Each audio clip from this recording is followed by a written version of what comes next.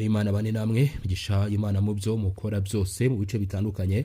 Ibi byiza kuri mwese ndabasuje kandi mbahaye ikaze nongeye kubifuriza kugubwa neza. Turagarutse ni itangazo rikomeye cyane maze gushyirwa ahagaragara n'ubutegetsi bw'u Burundi ku byo perezida w'u Burundi Evariste Ndayishimiye yakoze, byakiriwe na benshi mu banyagihugu b'u Burundi kubera ko uyu mukuru w'igihugu Evariste Ndayishimiye akomeje kugaragaza intambwe ze mu gushakira igihugu cy'u Burundi amahoro ndetse n'umutekano by'umwihariko n'iterambere rirambye. Turareba itangazo ryashyizwe ahagaragara n'ibiro by'umukuru w'igihugu cy'u Burundi, turaza kuba tubirebera hamwe. Ni mu gihe muri aya makuru turareba kandi nanone leta ya Repubulika ya Demokarasi ya Kongo yashyizeho imirongo itukura ku bijyanye n'ibiganiro bigomba kubera muri kino gihugu cya Repubulika ya Demokarasi ya Kongo ndetse n'ibigomba kugenderwaho muri gahunda nshya y'imiyoborere mishya y'ubutegetsi bwa Repubulika ya Demokarasi ya Kongo mu rwego rwo kwiteza imbere ndetse no gushyiraho ingamba zikakaye cyane zigamije gucunga, kugenzura ndetse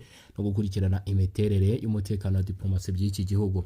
Uburusiya bwaguye gahunda mu mikoranire y'ibihugu bya Afurika, bukuriraho visa ibihugu 17 bya Afurika kugira ngo bijye bibona uko bijya muri kino gihugu cy'Uburusiya byisanzuye. Turareba ibyo bihugu ni ibihe, reba n'ibicyo icyo ufitiye ubwene igihugu gishobora kwisangamo nawe ukajya mu banyamahirwe bashobora kwinjira mu gihugu cy'Uburusiya rwose ku mudendezo nta byangombwa batswe.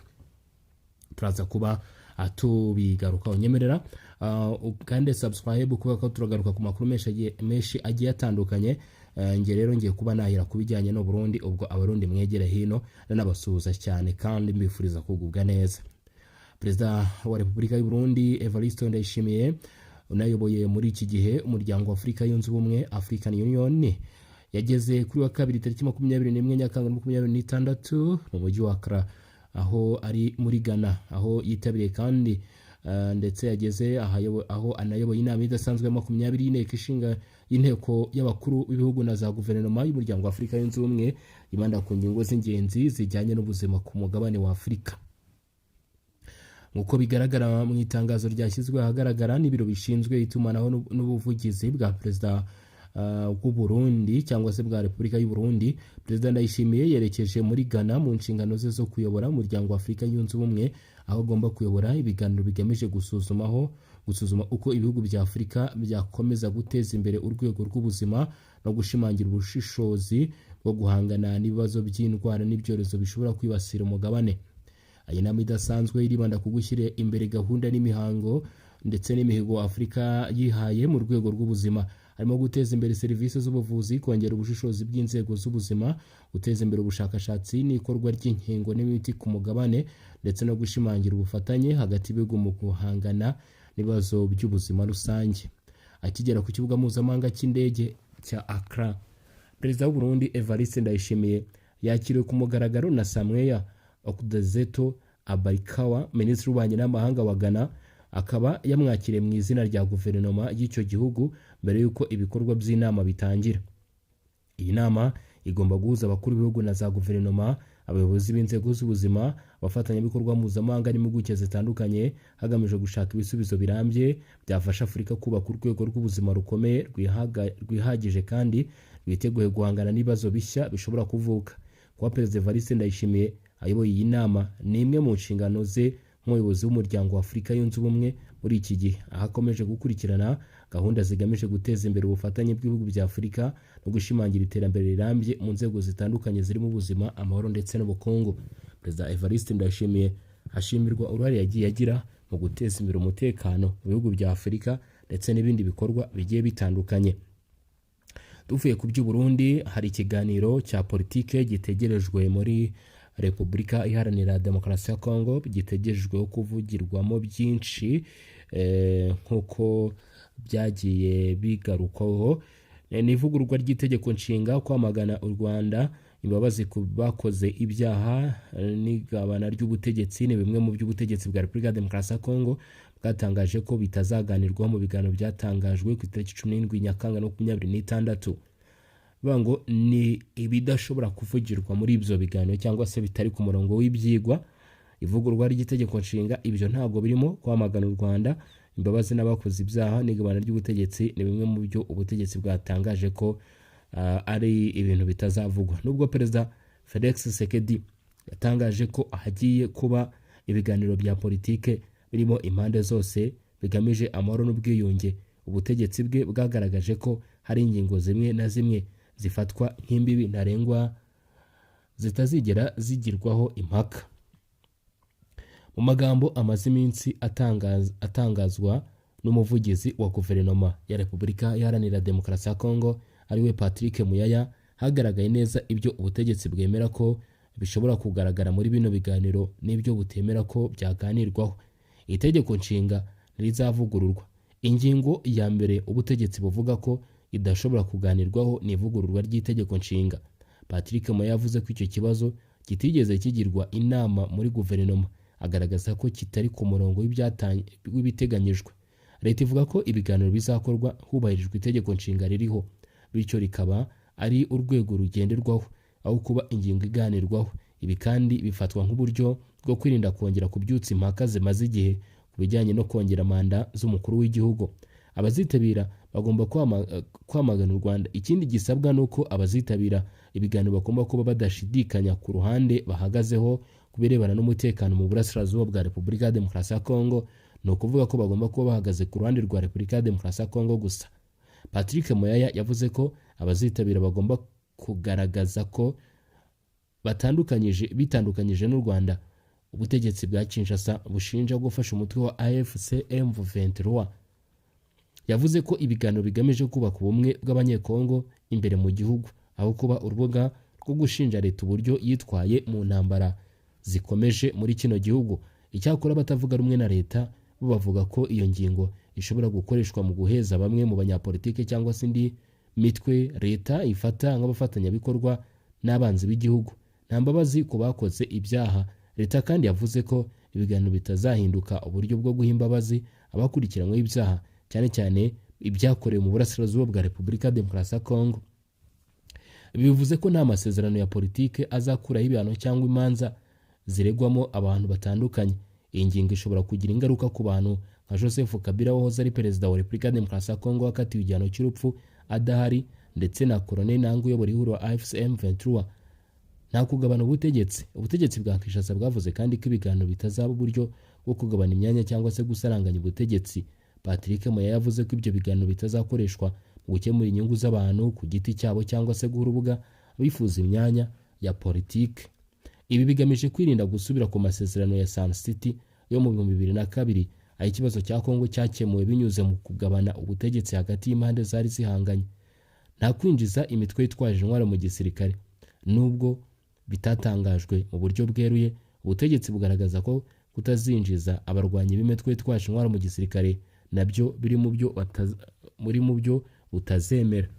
Kinshasa ivuga ko ibibazo bya gisirikare biri gukemurwa mu biganiro mpuzamahanga bibera i Washington n'i Doha aho kuba mu biganiro bya politike byo mu gihugu, bityo ibyo bibazo bidakwiye kuzazanwa mu biganiro bya politike by'imbere mu gihugu kuko bifite ibyabyo. Impande zombi ngo ziracyari kure yo kumvikana. Leta ivuga ko izo mbibi zigamije kurinda itegeko nshinga, ubutabera, ubusugire bw'igihugu n'imikorere y'inzego za leta. Ku rundi ruhande, ihuriro ry'abatavuga rumwe n'ubutegetsi Coalition Article 34 risaba mbere na mbere kurekura imfungwa za politike, guhagarika ibirego rifata nk'ibya politike no kubahiriza ubwisanzure bwa politike n'uburenganzira bwa muntu. Ibyo risaba ngo bihabanye n'ibyo leta yashyizeho nk'imbibi z'ibiganiro. Harakibazwa niba koko ibiganiro bizaba birimo bose. Ikibazo gikomeje kwibazwa ni niba ibiganiro byashyiriweho imbibi n'uruhande rumwe bishobora kwitwa ibiganiro birimo impande zose. Leta ya Kinshasa ivuga ko gukomera ku mahame ari byo bizatuma ibiganiro bigira ireme, mu gihe abatavuga rumwe nabyo bavuga ko ibiganiro bifite imbibi zashyizweho mbere bishobora kutagira ubwisanzure bukenewe kugira ngo bibyare umusaruro. Ni mu gihe hategerejwe iteka rya perezida rizagena uburyo ibiganiro bizakorwamo, abazabyitabira n'amabwiriza azabigenga. Hanyuma tuvuye ku bijyanye n'ibiganiro bitegerejwe ndetse n'imirongo itukura yashyizweho, reka nkubwire ko hari amahirwe yatanzwe ku bihugu bya Afurika bimwe na bimwe bigomba kugerera ku Burusiya. Uburusiya bwaguye gahunda yorohereza ibihugu 17 bya Afurika kwinjira ku butaka bwabwo bidasabye visa mu rwego rwo kurushaho gushimangira umubano n'umugabane wa Afurika.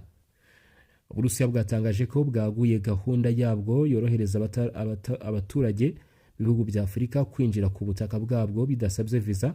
Abihugu 17 byashyizwe muri iyo gahunda binyuze mu masezerano y'ubufatanye bw'impande zombi. Iki cyemezo kigaragaza ubushake bwa Moscow bwo gukomeza kwimakaza umubano wa diplomasi, ubukungu n'umutekano n'ibihugu bya Afurika. Mu bihugu byashyizwe muri iyo gahunda harimo Afurika y'Epfo, Cape Verde, Botswana, Maroc, Tunisia, Namibia, Zimbabwe, Mozambique, Angola, Ethiopia, Guinea, Mali n'ibindi. Icyakora uburyo bwo koroherezwa kwinjira mu Burusiya ntibihuriweho n'ibyo bihugu byose. Afurika y'Epfo niyo yonyine muri ibyo bihugu abaturage bafite pasiporo zisanzwe, icyitwa ordinary passports, bemerewe kujya mu Burusiya mu ngendo z'igihe gito badafite visa. Ku bindi bihugu byinshi biri kuri urwo rutonde, ayo masezerano areba cyane abafite pasiporo za diplomasi, iz'akazi official passports cyangwa se iza serivisi service passports. Bityo ntibisobanura ko abaturage bose basanzwe bazajya binjira mu Burusiya nta visa. Iki cyemezo gisobanuye ngo iyi gahunda ni kimwe mu bimenyetso byerekana ko Uburusiya bukomeje gushyira imbaraga mu mubano wabwo na Afurika. Mu myaka ishize Moscow yongera ibikorwa byayo ku mugabane wa Afurika binyuze mu masezerano y'ubufatanye mu bucuruzi, uburezi, ubucukuzi bw'amabuye y'agaciro, ingufu, ubuhinzi ndetse n'umutekano. Korohereza bamwe mu baturage b'ibihugu bya Afurika kubona uburenganzira bwo kwinjira mu Burusiya bidasabye visa bishobora gufasha kongera ingendo z'abayobozi, abashoramari n'abandi bari mu nzego za leta, bikihutisha ishyirwa mu bikorwa ry'amasezerano y'ubufatanye hagati y'impande zombi. Abasesenguzi mu bya politike mpuzamahanga bavuga ko iki cyemezo kiri mu ngamba Uburusiya bumaze igihe bukoresha zo kwagura ijambo ryabwo muri Afurika, mu gihe ibihugu byo mu burengerazuba bw'isi bikomeje kugira ibihano bifatira Uburusiya kubera intambara yo muri Ukraine. Moscow iri gushaka kongera ubufatanye n'ibihugu byo muri Afurika, Aziya na Amerika y'Amajyepfo kugira ngo yagure amasoko, ubufatanye bwa diplomasi ndetse n'inkunga mu nzego mpuzamahanga. Afurika nayo ifatwa nk'umugabane ufite amahirwe menshi mu bukungu bitewe n'ubwinshi bw'abaturage, umutungo kamere n'isoko rigenda ryaguka. Niyo mpamvu ibihugu bikomeye birimo Uburusiya, Ubushinwa, Leta Zunze Ubumwe za Amerika, umuryango w'ubumwe bw'Uburayi bikomeje guhatanira gukomeza umubano n'ibihugu bya Afurika. Nubwo gahunda yo korohereza ingendo ari intambwe ikomeye mu mubano wa diplomasi, ni ngombwa kumenya ko ku bihugu byinshi byashyizwe kuri urutonde abaturage basanzwe batahita bahabwa uburenganzira bwo kujya mu Burusiya badafite visa. Mu bihe byinshi ayo masezerano areba gusa abafite pasiporo za diplomasi, iz'akazi cyangwa serivisi. Muri rusange kwagura gahunda yo korohereza ibihugu 17 bya Afurika kwinjira mu Burusiya ni ikimenyetso cy'uko Moscow ikomeje gushimangira umubano wayo n'umugabane wa Afurika, igamije guteza imbere ubufatanye mu bucuruzi, uburezi, ishoramari, umutekano n'ububanyi n'amahanga. Icyakora abaturage b'ibyo bihugu bagirwa inama yo kubanza kugenzura amabwiriza areba ubwoko bwa pasiporo bafite mbere yo gutegura urugendo, kuko uburenganzira bwo kwinjira nta visa butareba buri umwe uwo ari we wese ukeneye kujya mu Burusiya muri bino bihugu byavuzwe, ahubwo hari zimwe muri kondisiyo zashyizweho kuri bamwe bagomba kwemererwa ndetse n'abadashobora guhita bemererwa by'ako kanya.